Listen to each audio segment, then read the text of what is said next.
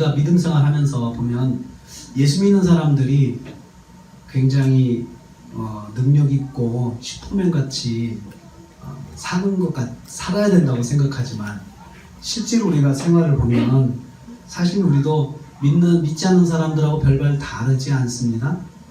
우리도 참 평범한 삶을 살아요. 예수님의 능력이 내게 있다고 해서 내가 슈퍼맨 같이 모든 문제를 다 해결해내고 내가 뭐든지 다 할 수 있고 나는 문제도 하나도 없고 그렇게 사는 것이라고 생각을 할 수 있어요. 그런데 사실은 예수 믿는 삶이 그렇게 우리한테 슈퍼맨 같은 삶을 사는 것을 말하는 것은 아닙니다. 심지어 우리가 기도 응답을 받고 성령의 역사를 체험을 해도 다음날 보면 우리의 삶이 너무도 평범할 때 당황할 수 있어요. 내가 어제 저녁에 정말 환상도 보고 능력도 봤는데 차 타고 가면서 사람들에게 또 오해도 받을 수도 있고 또 내가 복음을 전할 때 사람들이 내 복음에 대해서 반응을 하지 않을 수도 있고 그런 것을 우리는 얼마든지 경험하고 살고 있습니다. 그러면서 이게 과연 예수 믿는 것인가 이렇게 생각을 할 수가 있어요. 그런 질문을 종종 할 때가 있습니다. 성경에 보면 다윗도 그렇고 또 여기 바울도 그렇고 또 삼손 뭐 여러 성경의 인물들을 보면 하나님이 큰 능력들을 경험하고 또 능력 있는 삶을 사는 것 같잖아요. 그런데 그것은 하나의 스토리로 딱 축약했기 때문에 그 사람들이 맨날 매일같이 능력을 경험하는 삶을 사는 것 같지만 그렇지 않습니다.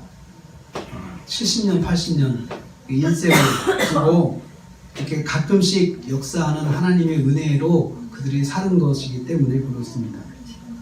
오늘 말씀은 11절부터 시작하는데요. 바울이 환상을 보고 주님을 체험하는 것을 그 내용으로 하고 있어요. 그래서 주님께서 바울 곁에 서서 말씀하셨다 11절을 이렇게 시작을 합니다. 예수님을 만난 거예요. 놀라운 체험이죠. 예수님을 만났다. 그리고 예수님과 직접 하신 음성을 들었다. 그리고 예수님과 대화를 했다. 이것만으로도 교회사에 정말 길이 남을 간증거리가 될 수 있죠. 또 신앙생활하면서 나도 예수님을 만났다. 예수님께서 내 꿈에 찾아오셔서 정말 나에게 이렇게 말씀하셔서 내가 그 말씀 때문에 새 힘을 얻었다. 우리도 그렇게 간증할 수 있으면 참 좋습니다. 얼마나 좋겠어요. 그런데 그런 간증을 하는 사람들이 손꼽아 몇 명 안 됩니다. 대부분은 그렇지 않은 가운데 믿음으로 신앙생활을 하죠. 그래서 주님을 만난 바울에게 그 다음날 놀라운 일이 사실 일어나는 것이 우리가 기대하는 거예요. 근데 12절 말씀에 날이 새매 이렇게 시작하는데 날이 샜는데 그 날은 어떤 날입니까? 전날 밤에 예수를 만났던 체험을 했던 날, 그 날의 다음 날이죠. 이어지는 날입니다. 날이 새었는데 무슨 일이 일어났냐? 유대인들이 당을 지어 맹세해서 바울 죽이기 전에 먹지도 아니하고 마시지도 아니하겠다 이렇게 맹세한 사람들이 발생을 한 것입니다. 날이 새면 새롭고 놀라운 일이 일어나야 하는데 왜냐하면 주님을 체험했기 때문에 놀라운 일이 일어나야 되는데 그런 일이 일어나지 않았어요. 또 그렇게 놀라운 일이 일어나야 뭔가 스토리가 바울의 선교 행적에 있어서 아주 흥미진진한 스토리가 되지 않겠습니까? 그런데 정반대로 가고 있어요. 우리도 그렇게 생각할 수 있어요. 주님이 어제 바울을 만나셨는데 바울을 위로하시고 격려해 주셨는데 그 다음 날에는 놀라운 일이 일어나지 않을까 바울에게? 그리고 바울에게 정말 그 가는 길에 아무도 방해하는 사람이 없고 그런 일이 일어나지 않을까? 우리 그렇게 생각을 합니다. 우리도 그렇게 기도하죠. 그런데 12절 13절을 보면 전혀 반대 상황이 일어나요. 이렇게 동맹한 사람은 40명이다. 사도 바울의 일이 더 어렵게 되고 있어요. 어렵게. 주님을 만난 체험이 있는데 그 다음날 더 어렵게 일이 진행이 되고 있어요. 유대인들이 모여서 무리를 결성해서 목표는 바울을 죽이는 그런 무리를 결성했어요. 그리고 이 사람들은 바울을 죽이기 전까지는 먹지 않겠다. 그리고 이 사람들 40명이 으쌰으쌰한 거예요. 여러분 40명이 그런 결사대가 생성이 되면 서로 자극이 돼가지고 서로 힘이 되죠. 이것은 바울에게 위기를 말합니다. 주님을 만났는데 그 다음날 위기가 왔어요. 우리는 이걸 이해할 수가 없습니다. 로마에 가서 복음을 전하기도 전에 이 사람이 지금 바울이 사람들에게 잡혀 죽게 돼 있어요. 우리는 이럴 때 혼란이 생깁니다. 주님을 만난 사건이고 바울에게 술술 풀려나간 것이 아니고 더 복잡하게 어렵게 나가기 때문이죠. 또 다른 말로 하면 영적인 체험을 했고 또 응답의 사건 또 이렇게 했는데 일이 좋은 방향으로 가지 아니하고 나쁜 방향으로 자꾸 흘러가고 있는 거예요. 그러면 내가 주님을 만난 것은 무엇인가? 내가 주님을 체험한 건 무엇인가? 내가 주님께 정말 은혜 받았다고 고백한 건 무엇인가? 이렇게 의심하지 않을 수가 없어요. 또 그렇다고 해서 어제 주님을 만난 사건은 그러면 거짓이었나? 또 이렇게 생각할 수도 있죠. 그런데 주님께서 분명히 바울에게 나타나셨고 바울에게 너는 로마에도 가서 복음을 전해야 된다라고 말씀을 하셨어요. 그리고 그것은 변함이 없는 사실이에요. 그러면 이것과 지금 현재 상황과 무슨 상관이 있을까요? 유대인 결심 집단들이 대제사장과 장로들을 찾아가서 면담을 합니다. 14절 말씀에 보면은 그 면담을 하는데 대제사장 장로들에게 가서 우리가 바울을 죽이기 전에는 아무것도 먹지 않기로 굳게 맹세했다. 자기들의 의지를 밝혀요. 우리가 이런 사람들입니다. 라고 말하죠. 그런데 대제사장과 장로들이 말리질 않아요.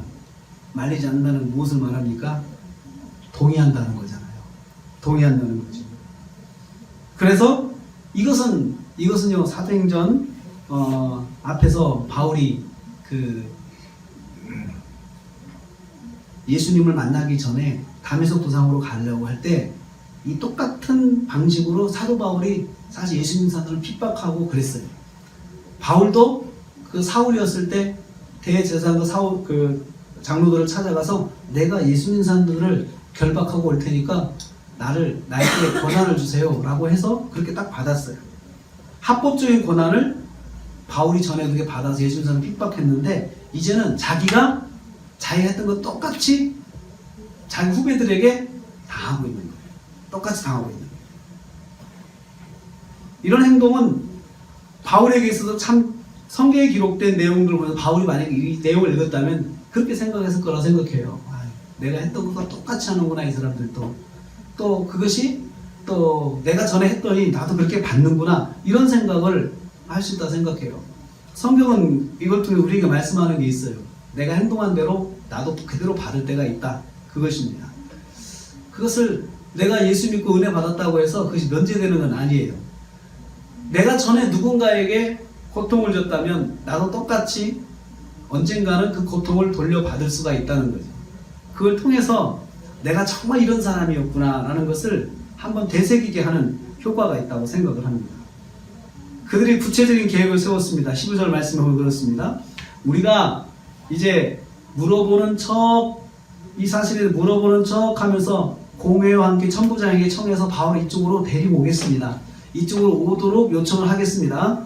그러다가 만약에 그가 온다 그러면 우리 중간에 매복해 있다가 그를 죽이기로 했습니다. 계획을 말하죠. 이 계획을 말하는데 대제사장과 서기관이 같이 동의를 해줘요. 그리고 허가장을 내줘요. 그렇게 하라고 합니다. 그러니까 예루살렘에 있는 정교 지도자들은 다 바울을 죽이는데 동의를 했고 바울을 돕는 사람은 한 사람도 없어요. 제가 전에도 말씀드린 것처럼 지금 예루살렘에는 교회가 있어요. 교회에 수만 명의 교인들이 있다고 그랬습니다. 그런데 교회 지도자도 사도 바울이 이렇게 공개적으로 그 핍박을 받는데 아무 손길을 미칠 수가 없어요. 그리고 성도 중에 어떤 사람도 그 교회에서 바울을 이렇게 고통받는 이런 그 계획이 있는 바울을 핍박받는 바울을 도우려고 시도하지도 않았는지는 모르지만 아무도 지금 주변에 없습니다. 만약에 이 사건이 이 계획이 정말 성공한다면 바울은 이제 죽는 거예요. 바울이 속으면 죽는 거죠. 바울이 이 일에 이제 그대로 진행이 되면 죽게 되는데 이 상황에서 주님을 만난 체험이 있지만 체험 후에 오히려 생명의 위협을 받는 바울을 보게 돼요. 그러니까 우리로 말하면 굉장한 성령 체험을 했는데 일은 더 나를 어렵게 되는 쪽으로 가는 겁니다. 이래서 우리가 신앙생활을 하면서 혼란이 일어나요. 성령 체험을 하고 주님을 체험하면은 우리가 굉장히 흥분이 되잖아요. 그래서 굉장히 일이 잘 될 거라고 기대를 하면서 자신감을 가지고 또 막 저돌적으로 부딪히게 되죠. 그런데 생명의 위협이 오고 오히려 그 일을 주님을 만난 것이 무색할 정도로 내가 이러려면 주님을 왜 만났나 싶을 정도로 일이 어렵게 되고 있습니다. 여기에 더 안타까운 것은 이 상황 속에서 바울이 할 수 있는 것이 아무것도 없다는 거예요. 왜냐하면 이 일은 바울 몰래 진행이 되는 것이기 때문에 그렇습니다. 그런데 바울의 생질이다. 누나의 아들이죠. 그리고 사촌이죠. 사촌 조카가 이 사실을 알게 됐어요. 어떻게 알게 된지 모르겠어요. 근데 이 사실을 알게 되어서 급히 바울을 면회를 한 거예요. 그리고는 이 사실을 바울에게 알려줍니다. 그래서 백부장에게 바울이 백부장을 찾아가서 우리 조카가 이러이러한 말을 하는데 천부장을 좀 만나게 해달라, 면접하게 해달라 이렇게 말합니다. 그래서 백부장이 바울과 조카를 같이 천부장에 데리고 가는 거예요. 18절 19절에 있는 말씀이죠. 천부장에 데리고 가서 이르되 죄수 바울이, 여기서 이제 죄수 바울이라고 규정을 해요. 죄수 바울이 나를 불러 이 청년이 당신께 할 말이 있다고 합니다. 그래서 제가 데리고 왔습니다. 이렇게 말을 합니다. 그러니까 천부장이 이제 이 말에 귀를 기울이는 거죠.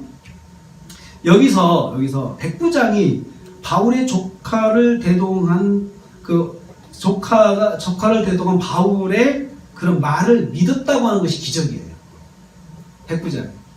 왜냐하면 백부장도 바울이 죄수라는 사실을 알고 있어요.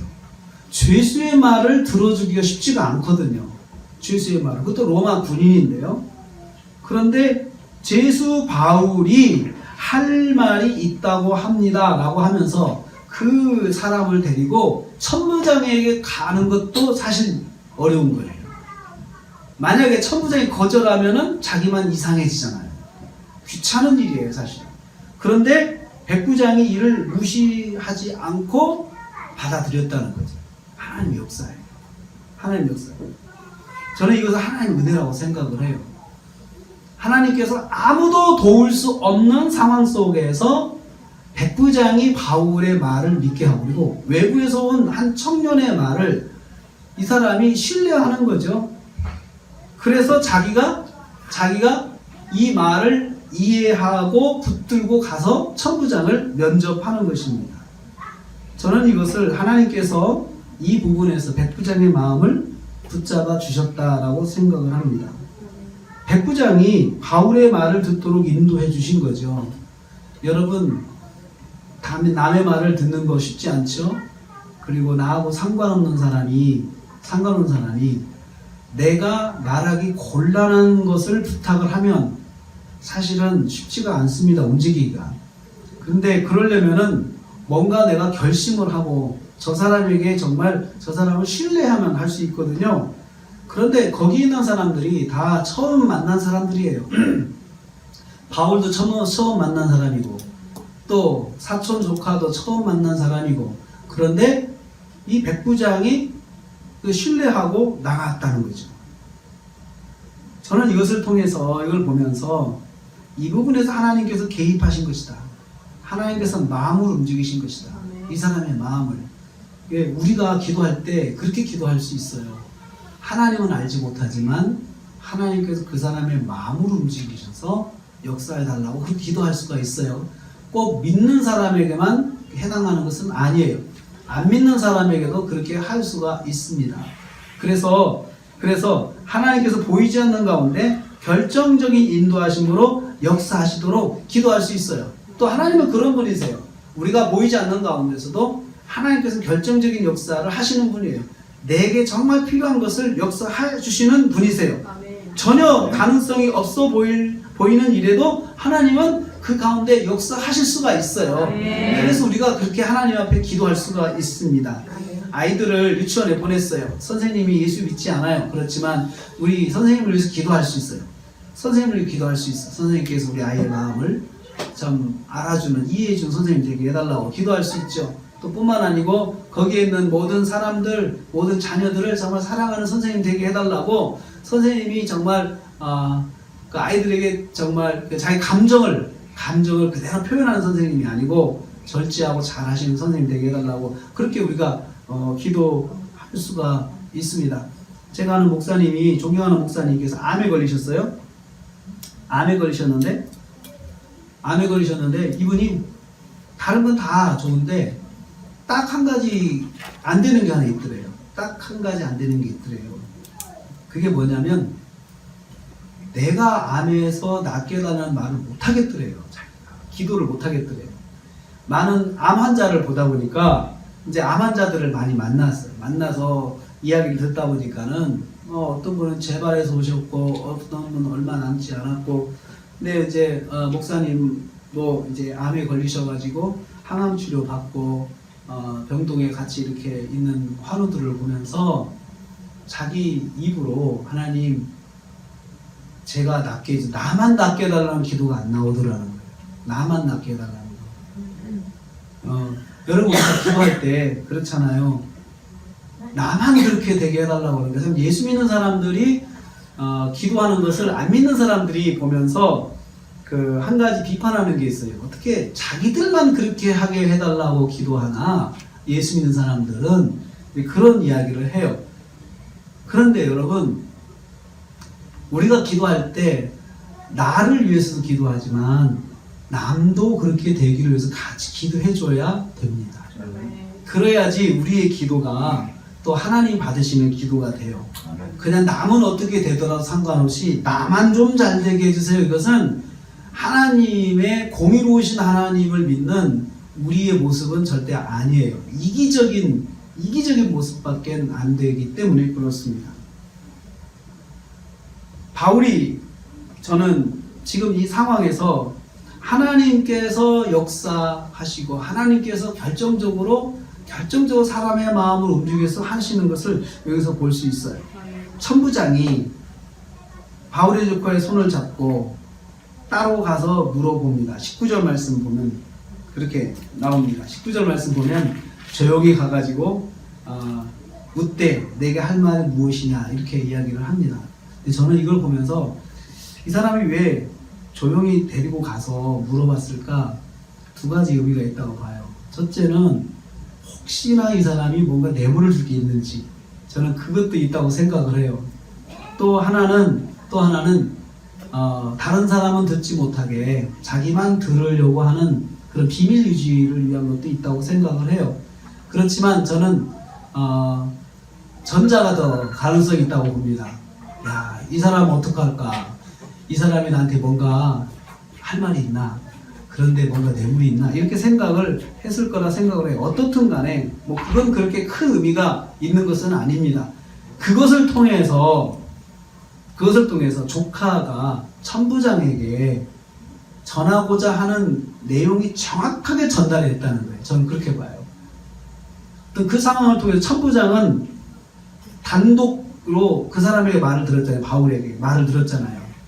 그래서 그 유대인들이 공모를 하는데 그들이 바울에 대해서 더 자세한 것을 묻기 위한다고 하면서 당신에게 요청을 할 것인데 그를 데리고 공회로 데려와 달라고 당신에게 요청할 것입니다. 이 말을 정확하게 전달할 수 있었다는 거예요. 어떻든 간에.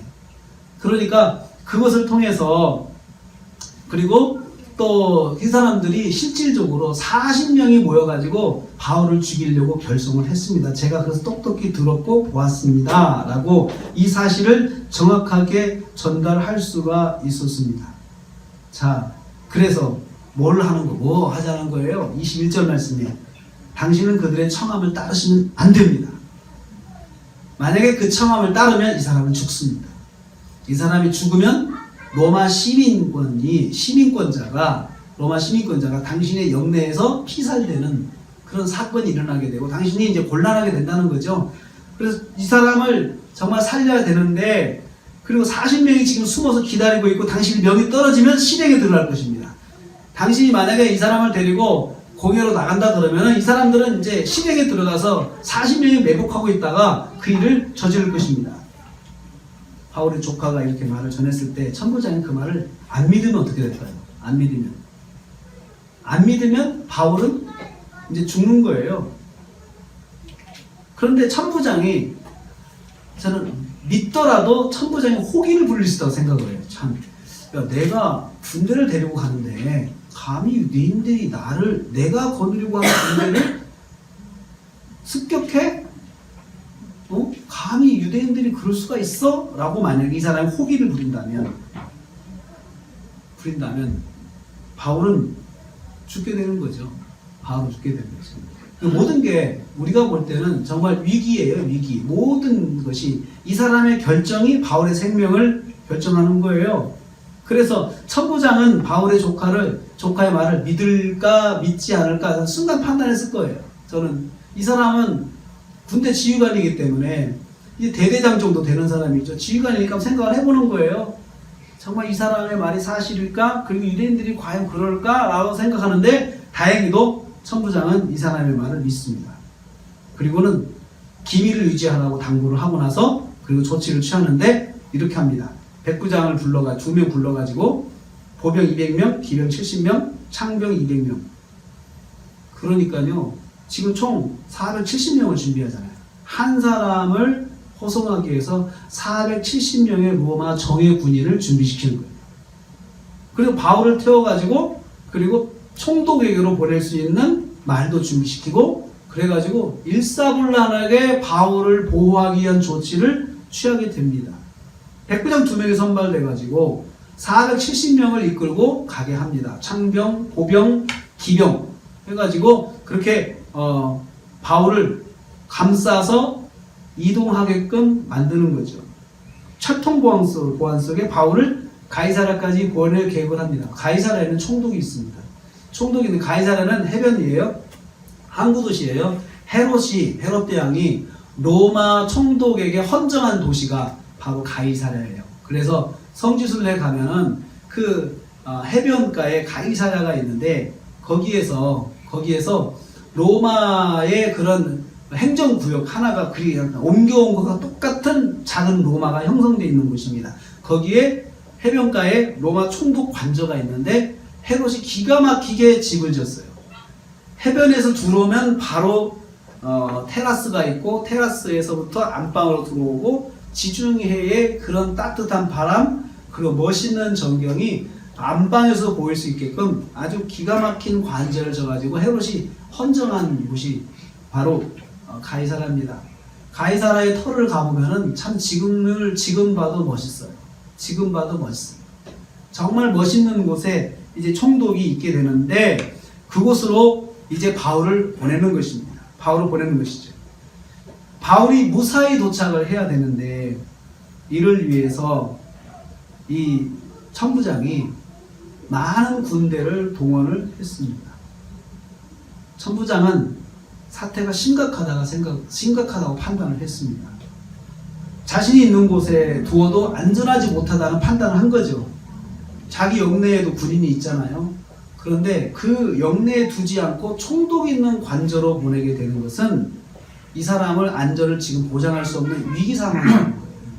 그러니까 유대인들이 죽이려고 하는 그 마음이 아주 충천에 있는 것을 이 총독이 알았어요. 그리고 유대인들이 하면 죽이려고 마음을 먹으면 이 사람은 죽을 수밖에 없다는 것을 총독도 알고 있었어요.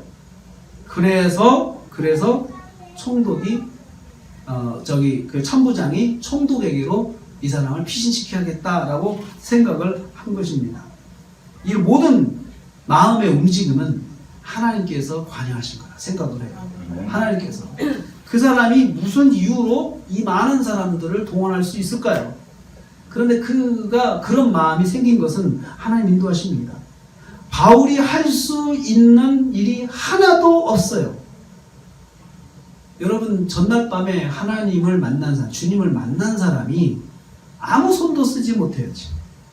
능력을 경험한 사람이 아무것도 행할 수가 없어요. 하나님께서는 백부장의 마음을 여시고 천부장의 마음을 여셔서 바울을 보호해 주셨어요. 여기에 바울은 정말 아무 존재감이 없어요. 도대체 하나님을 경험한 사람의 능력의 사람인 바울이 아무 존재감이 없어요. 아무 존재감이 없어요. 매우 미약해 보여요. 매우 나약해 보여요. 할 수 있는 게 아무것도 없어 보여요. 마치 불면 꺼질 것 같은 등불 같은 상황이에요. 바울은 그냥 금방 잘못하면 죽을 수 있는 상황이에요. 그런데 하나님께서 바울을 건지십니다. 천부장을 사용하셔서 건지십니다. 성경에 이렇게 말씀합니다. 하나님은 상한 갈대를 꺾지 않으시고 꺼져가는 등불을 끄지 않으신다. 이사야서 42장 3절에 그렇게 말씀하세요. 사실 우리가 살면서 때로는 상한 갈대처럼 갈대가 꽂아 있자고 목이 꺾어져 있어요. 꺾어져 있어가지고 지금 바람에 불고 있어요. 자꾸 흔들리다가 꺾인 부분이 끊어져 나가게 되겠죠. 우리는 보통 그 갈대를 보면서 그냥 꺾어버리죠. 이건 뭐 쓸데없어 꺾어버리죠. 그런데 하나님께서는 그 상한 갈대조차도 꺾지 않으시고 보호해 주신다는 거예요. 그런 역사 하시는 분이에요. 아무리 절망적인 상황이라 해도 하나님은 하나님의 사람을 하나님의 손길로 보호해 주시고 인도해 주신다는 것이에요. 우리가 어떤 일을 당했을 때 내가 아무리 기도해도 내 기도가 아무 능력이 없는 것 같아요. 내가 아무리 하나님의 말씀 의지해도 그 말씀 의지하는 것이 아무 힘이 없는 것 같아요. 한마디로 내 믿음이 존재감이 하나도 없을 때가 있어요. 내 믿음이. 여러분 그럴 때 있지 않습니까? 내 믿음이 아무 존재감이 없는 것 같아요. 그냥 너무 초라해 보여요. 만약에 하나님께서 내가 기도할 때 그냥 기도하는 순간 하늘에서 불이 딱 떨어지면 굉장히 존재감이 있잖아요. 능력의 사람이다. 저 사람은 하나님 특별히 사랑하는 사람이다. 우리가 그런 생각을 할 수 있잖아요. 그런데 하나님께서 사도 바울이 현재 주님을 전날 밤에 만난 사람임에도 불구하고 아무것도 할 수 없는 상황으로 이 사람을 그냥 떨어뜨리세요.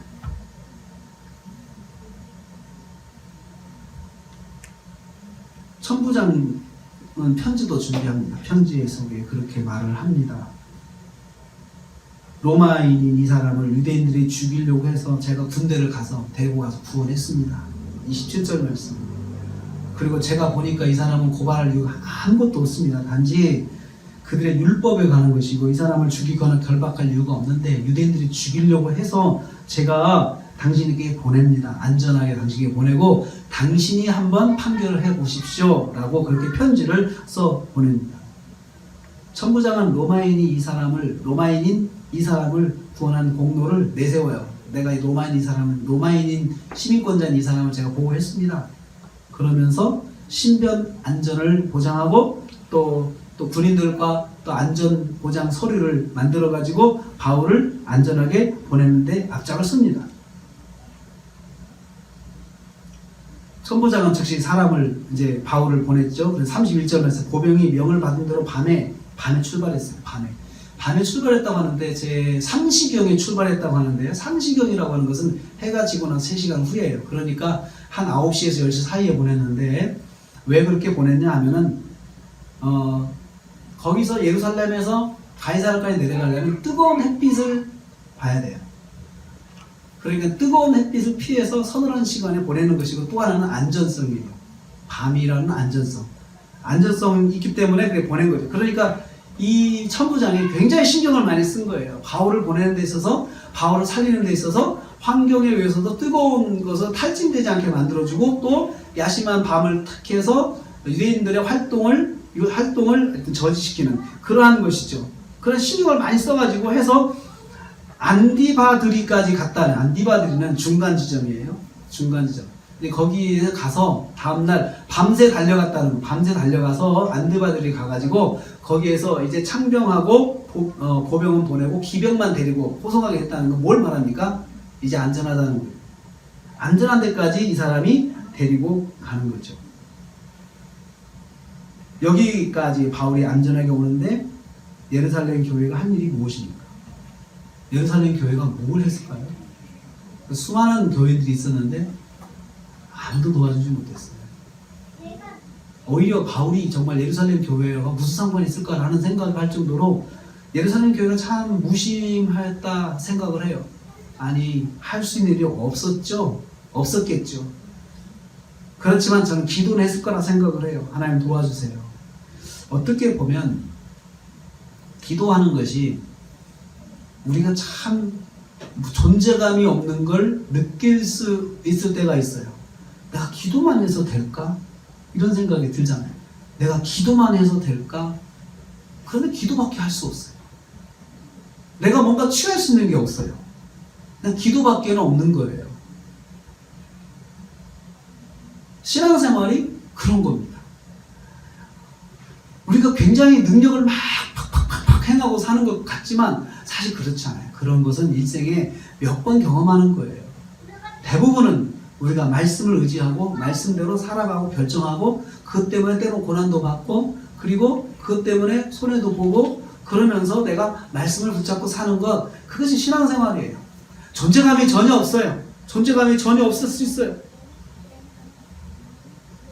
바울의 조카는 자신이 들은 사실을 또 알렸고 바울은 무조건 천부장을 만났습니다. 무조건 만난 거죠. 그리고 바울이 해결할 수 있는 일은 그래도 없었어요. 천부장을 만나긴 했지만 자기가 결정할 수 있는 아무것도 없는 거죠. 그리고 하나님께서 역사하신 것만 나타나요. 오늘 사건에서 바울은 존재감이 없습니다. 오늘 사건에서 오히려 백부장과 천부장이 더 큰 역할을, 그 사람 더 능력 있는 것 같잖아요. 권한이 있으니까 바울을 살릴 수 있도록 조치를 취하고 오히려 이 사람들이 더 존재감이 있지 바울은 아무 존재감이 없어요. 바울은 그냥 작게 보이는 사람이에요. 아주 평범하고 작은 일상적인 사람밖에 안 보여요. 하나님의 말씀에 순종할 때 존재감이 없는 것 같은 초라해 보일 때가 있습니다. 고난이 올 때 존재감 없이 초라해질 수도 있어요.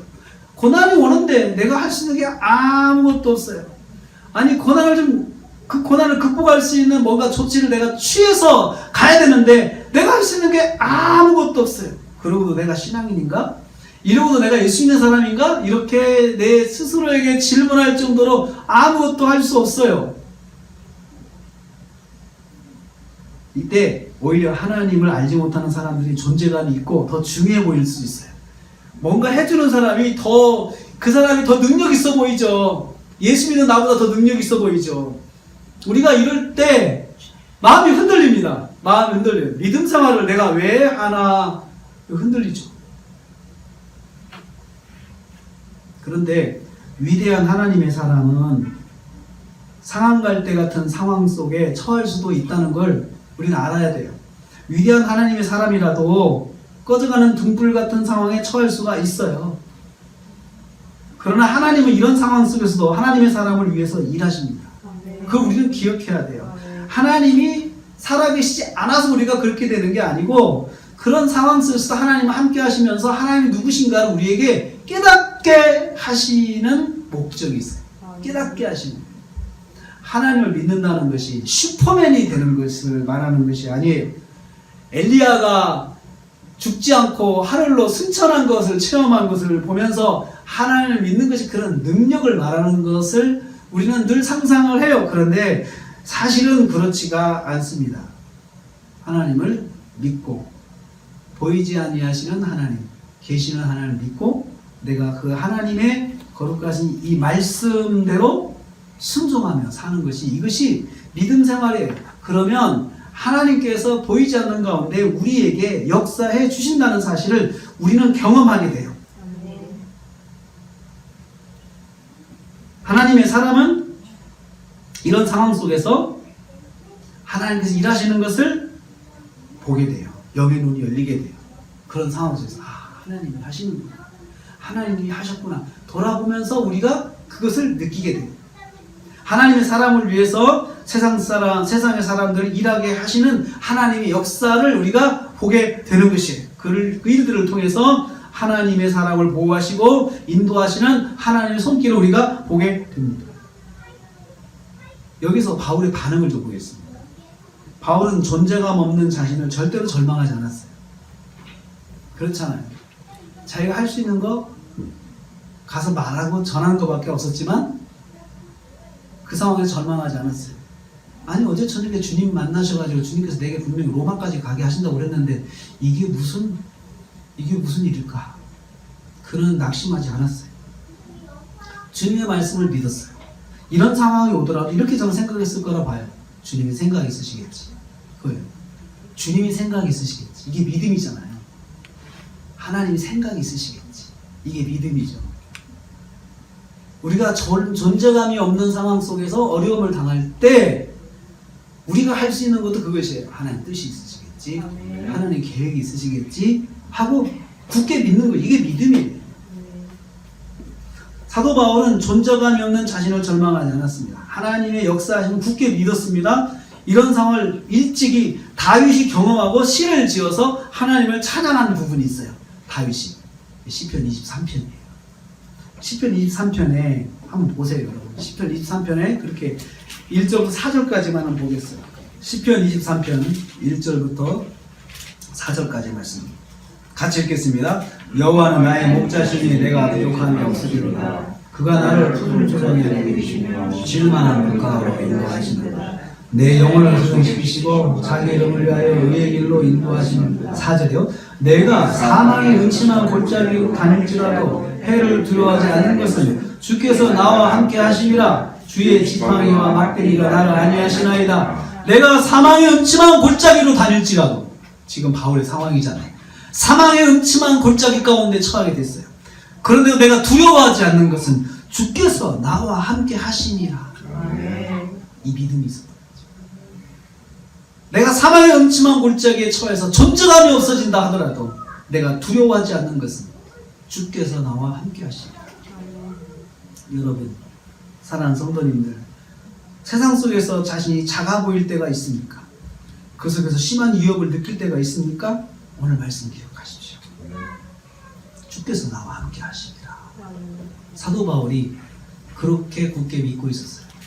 그리고 주님께서 함께 하시면서 바울을 구원하시는 그 경험을 바울이 하게 된 거예요.